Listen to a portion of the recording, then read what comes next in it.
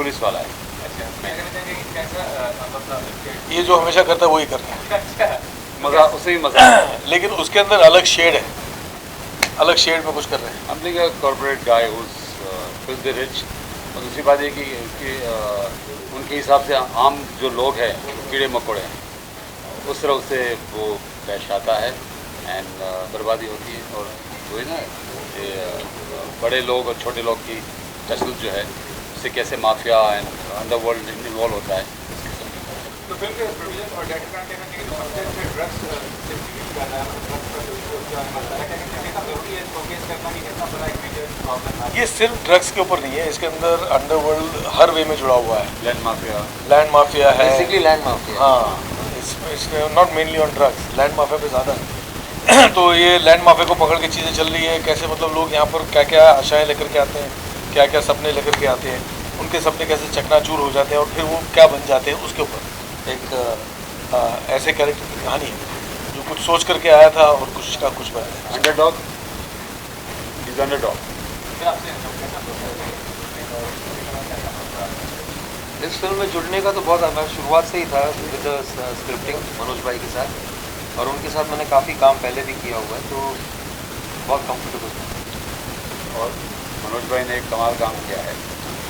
हम तीनों दोस्त 35 साल से एक दूसरे को जानते हैं, लेकिन 35 साल से एक साथ कैमरे के सामने परफॉर्मेंस करना वो इन्होंने मुनासिब बनाया है ना। मतलब आज तक हम लोगों ने कभी एक साथ में काम किया नहीं है। हाँ। पहली बार वो जो 3 चलते हुए आ रहे हैं ना, वो शॉट सबसे पहला शॉट है हम तीनों का साथ। It's like for us it's a historical moment. और क्या कहेंगे मतलब जैसा आपने बताया कि घर में लोग आते हैं बड़े सपने लेते हैं, घुमाया है कि लोग आपस में लोग कोरिलेट करेंगे उस चीज़ को अपने यस यस 100%। कुछ बस जाते हैं, कुछ फंस जाते हैं। क्या आम आदमी की कहानी है सर, सिंपल सी बात है कि आम आदमी की कहानी हमेशा पब्लिक को छुएगी। बिकॉज क्या है कि एक आम आदमी होता है ना, वो अपने आप को देखना चाहता है, कुछ करते हुए देखना चाहता है। तो ऐसे ही कुछ इसमें हम लोगों ने दिखाने की कोशिश की, हमारे डायरेक्टर साहब ने, कि एक आम आदमी जो है जब कुछ अलग ही बन जाता है कुछ और बनने की जगह, तो वो अलग बन करके कैसे मतलब नेगेटिव होकर के भी कैसे पॉजिटिव है, वो एक बात दिखाई। और मुंबई ये जो सही बोला है, कुछ बस जाते हैं बस, मुंबई का ये पर्याय है, सेकंड वर्ल्ड। क्योंकि मुंबई ऐसी जगह पे अगर आपने एक कदम गलत उठाया तो आप फंस भी सकते हो, और एक कदम सही उठाया तो आप आबाद बस। अच्छा, आप तीनों को इतना अनुभव है फिल्म के बारे में, लोग आते हैं कैरियर बनाने के, कहने लगते हैं कि बैलेंस करना चाहिए अपने आप को, क्योंकि बड़ा सपना होता है, अगर सपना टूट जाता है तो बहुत तकलीफ होती है। ये आपने बहुत अच्छी बात बोली, बैलेंस वाली बात। Balance is the most important thing. लोगों को बैलेंस नहीं होता, या तो कुछ अपने घर चले जाते हैं, या तो कुछ क्या बन जाते हैं, कुछ क्या बन जाते हैं, और कुछ क्या बन जाते हैं। बैलेंस होता है तो कुछ बनते हैं, लेकिन बैलेंस नहीं होता तो कुछ गलत ही बन जाते हैं, अलग ही हो जाते हैं, या फिर अपने घर चले जाते हैं, वही छोटा मोटा काम करना शुरू कर देते बेचारे।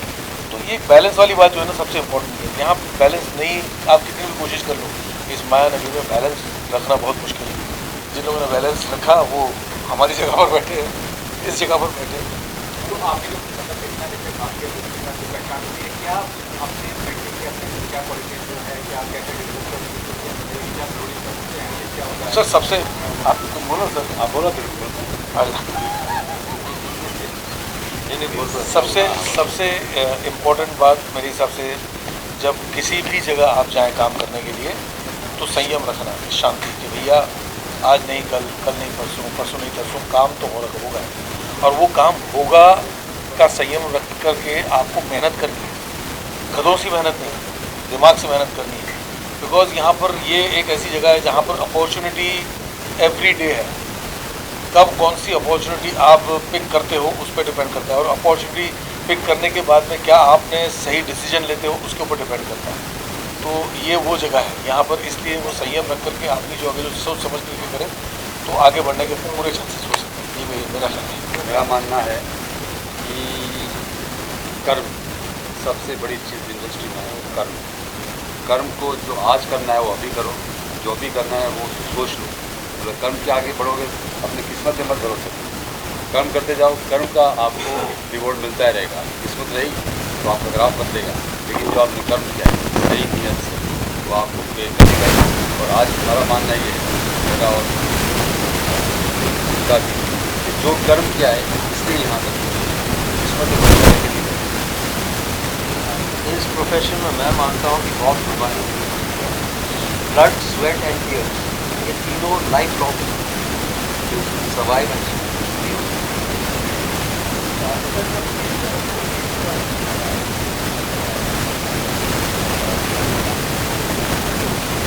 ये डिफरेंट फॉर्म्स ऑफ नोटिस है। पुलिस वाले अंडरवर्ल्ड को देते हैं, हर कोई एक दूसरे को कहीं ना कहीं नोटिस देते हैं। Things को भी notice देते हैं। उसी तरह मनोज जी ने हमको नोटिस दिया, हमने इस फिल्म में काम किया और फिर वापस नोटिस दिया, तो यहाँ आप सबके सामने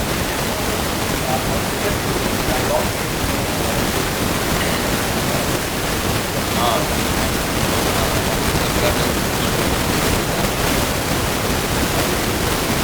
इसको हर्ट करने की बात नहीं है। जो चल रहा है परमिशन दिया ही हुआ है, बसे नहीं बसे वो कहना तो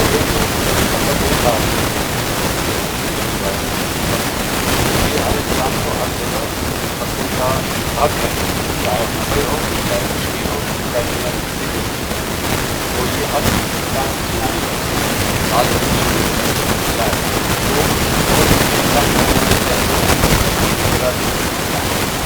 सीधे वैसे भी वो वही बोल रहे हैं कि ये शहर छोड़ने का कश्मीर में बसने का परमिशन है, जो आगे जहाँ काम कर रहे हैं वो उसको छोड़ देते हैं। बात इसका मेन मतलब ये था कि जब कश्मीर में बसने का सरकार ने परमिशन दे दिया, तो यहाँ से निकलने वाले लोग कौन? ये तो अपनी खुद की जगह है। सरकार के सामने तो कोई भी इंसान छोटा ही है, इंसान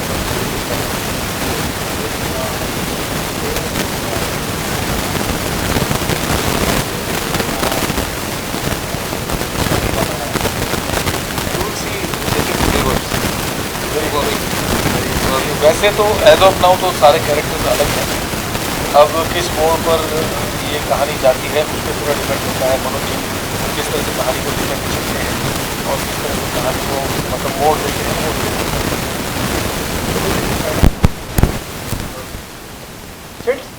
एक फोटो खींच के भेजा दो भाई। ये सब लेजेंडरीज सुधीर जी खड़े और बोले नहीं, अच्छा नहीं लगता।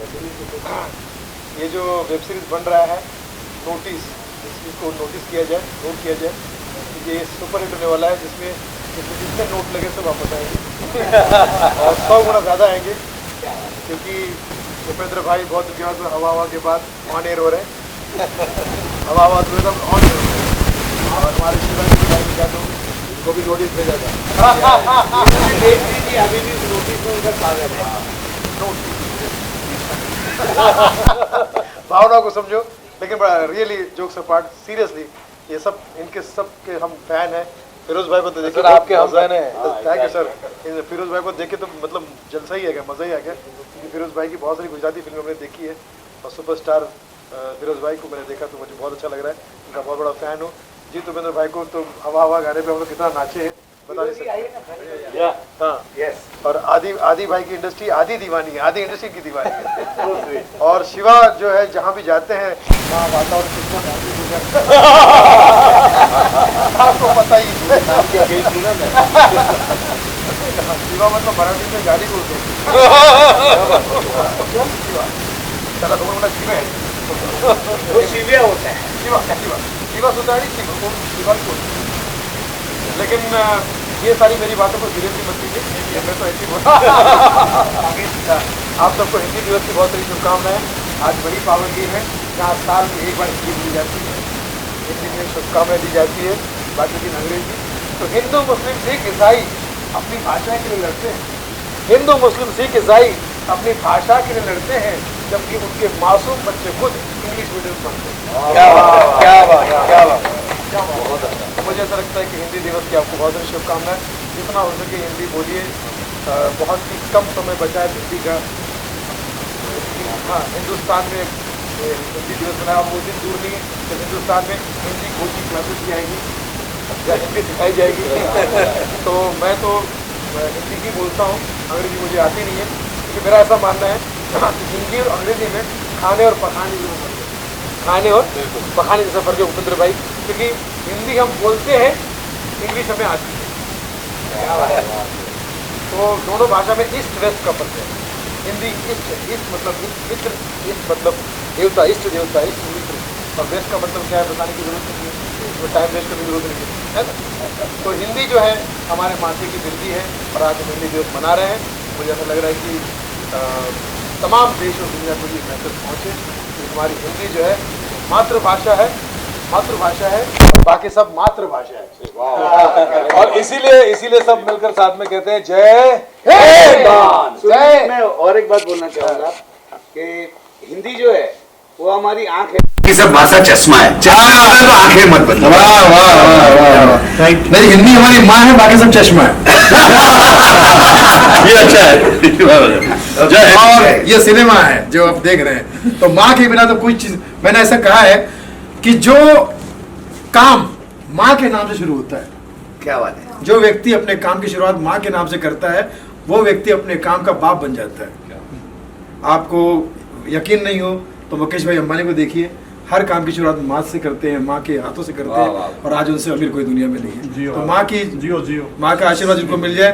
और ईरानी परिवार ने साबित कर दिया कि भूल तो माँ से कुछ हो नहीं सकती, हाँ हुई होगी मुझसे कोई गलती, जब भी जन्म लूं दुनिया में आऊं, बस मैं तुझे माँ कह के बुलाऊं, मेरा जीवन क्या है माँ तेरी ममता की छाया है, खुशियों का दिन आया है, प्यार भरा दिन आया। तो माँ की हमेशा पूजा करनी चाहिए, चाहे माँ सिनेमा हो, माँ काम हो, या मातृभाषा हो। जहाँ जहाँ माँ है वहाँ पर अगर आपने सेवा की, सम्मान किया, तो दुनिया में आपका सम्मान है। रानू मंडल के बाद आप गाना गाते नजर आते हैं, क्या बात है, क्या सोच रहे कोई आएगा क्या?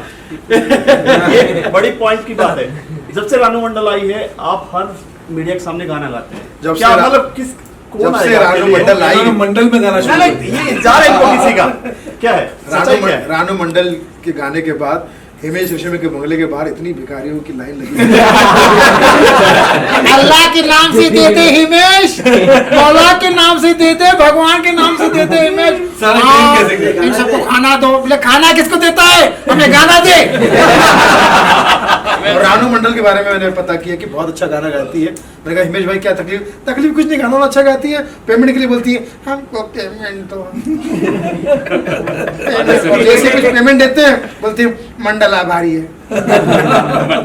तो मैं ऐसा समझता हूँ कि रानू मंडल के आने के बाद शौर्य मंडल में उन्हीं के सुर चल रहे हैं और उनके मुखमंडल पे लाली छाई हुई है। तो मुझे ऐसा लगता है कि सारे कलाकारों को एक चेतावनी ये है कि अब कलाकार, खासकर सिंगर्स के लिए, उनकी अगली मंजिल ना टीवी स्टेशन है, ना रेडियो स्टेशन है, सिर्फ रेलवे स्टेशन है। रेलवे स्टेशन जाओ वरना फ्रस्ट्रेशन में आओ। आप किसका इंतजार है आपको? मुझे- कौन आपको लेकर जाएगा, सिंगर बनाएगा अभी? कहीं ना कहीं है, कुछ छुपा हुआ है। पवन मारता है। मैं तो हिमेश जी का फैन हूँ, अच्छा गाना बनाते हैं। हिमेश जी, रानू मंडल सबका फैन हूँ। मेरी बात को तो आपको पता है कि उल्टी सीधी बातें करते रहता हूँ। मेरी बात को मेरे घर वाले सीरियस नहीं लेते, तो आप लोग क्या सीरियस लेते? और जो लोग मुझे सीरियस, मेरी बात को सीरियसली लेते हैं, वो मुझ पर ऐसा अत्याचार करते कि मैं 4-5 दिन हॉस्पिटल में सीरियस रहता हूँ। तो सीरियसली मत लीजिए। मुझे अपना हमारे हिमेश जी के स्टाइल में कहना चाहूँगा, अरे मारी तेरी मेरी तेरी मेरी कहानी,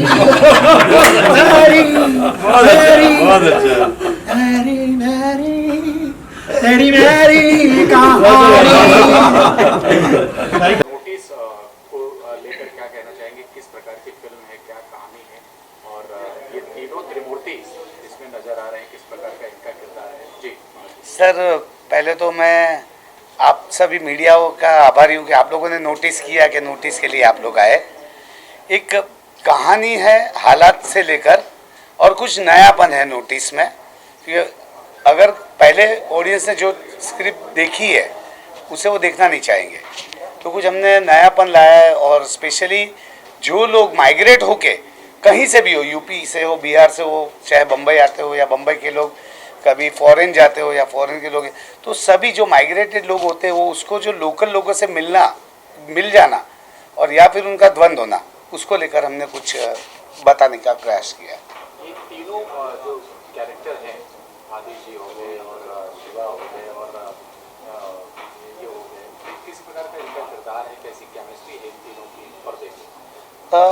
सर जैसा कि आदि सर ने बताया कि शिवा ने बताया था कि 35 साल से वो लोग साथ में, वो लोग बहुत ही अच्छे दोस्त रहे और उन्होंने आज तक साथ में काम नहीं किया था। तो वो तीन और मेरे बाजू में बैठे फिरोज जी, ये भी, ये तीन नहीं एक्चुअली ये चार है, इसीलिए हमने उनको दिखाया।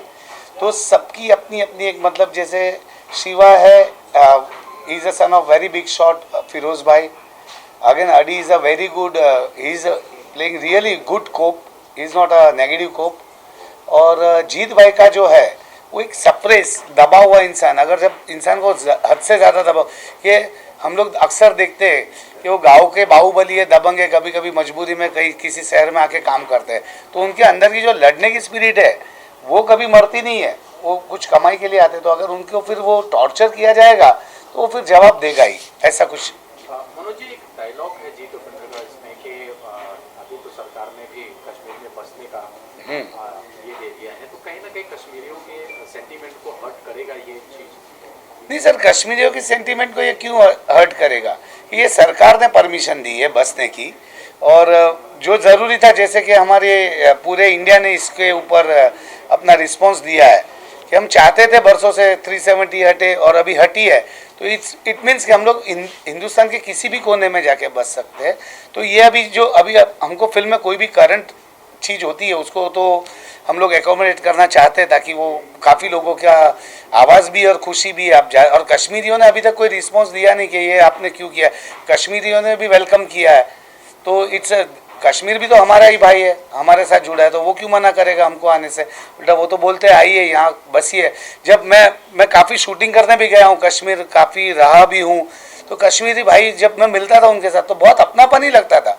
उन्होंने कभी भी एंटी इंडिया बात कश्मीरियों ने तभी की थी ना, आज कर रहे हैं ना, आगे कर, उल्टा भी तो, और वो हमारे साथ शामिल हो जाएंगे। ओके, तो ये क्या आर्टिकल 370 के पृष्ठभूमि पर आधारित है ये फिल्म, या कश्मीर को लेकर आधारित है क्या? ना सर, ये आर्टिकल 370 तो उसका एक रेफरेंस दिया गया है फिल्म के अंदर कैरेक्टर ने। बाकी फिल्म एक लैंड माफिया, जो आज जगह जैसा बहुत जगह देखते हो कि अभी कानून आ गया बीच में, कोई 1-2 बिल्डिंग गिरने के बाद के 30 साल पुरानी इमारत को ऑडिट करना पड़ेगा या उसको गिरा देना पड़ेगा, फिर बिल्डर लोग कुछ मिल के कुछ हो रही है, काफ़ी लोग बेचारे अपने घर से हाथ धो रहे हैं, काफ़ी लोगों को निकाला जाता है। तो ऐसे जो लोग बरसों से एक जगह बसे वहाँ निकाला जाता है, either with the given of BMC notice और बिल्डर्स नोटिस या कुछ भी है, लेकिन वो लोग बेघर हो रहे हैं। आप देखिए काफ़ी घाटकोपर की एक चाल का बहुत किस्सा चल रहा है दोस्त। हाँ, तो अभी जो लोग वहाँ बसते, सोचिए आप या मैं हमारे परिवार के साथ बस रहे और हमें अचानक निकाल देगा,